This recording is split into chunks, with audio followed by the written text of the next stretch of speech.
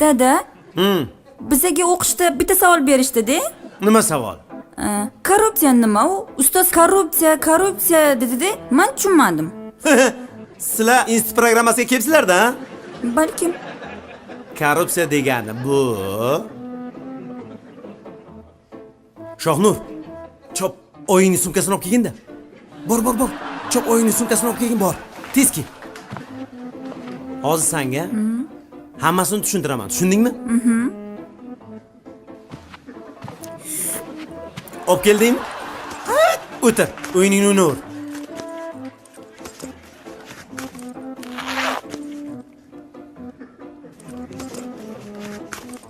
Ana hozir. Dada nima qilyapsiz? Oyim sizga necha marta aytganlar sumkamni kovlamang, pul olmang deb. Hozir chiqib og'aynalaringiz bilan choyxonada o'tirasiz, a?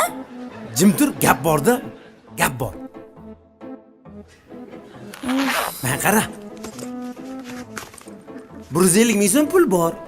Men 100 ming so'mni o'zimga yarashasin olaman. Choyxonaga yarashasin 50 ming so'mini senga beraman. Maktabda ishlatasan. Telefoningga pul tashlaysan. Megabayt olasan. Tushunarlimi? Ko'rdingmi? Ana, faqat meni pul olganimni oyingga aytma. Tushunarlimi? Siz ham 50 ming berganingiz oyimga yetmaydi. Xo'p. Bo'ptimi? Mana shuni qizim korrupsiya deydi. Yo'q. Men choyxonaga ketdim. Aytma oyingga, xo'pmi? Ehtiyot bo'ling. Xo'p. Choyxonaga ketdim. Demak, yomon ish qilib, uni evaziga pul olinsa, bu korrupsiya deyiladi.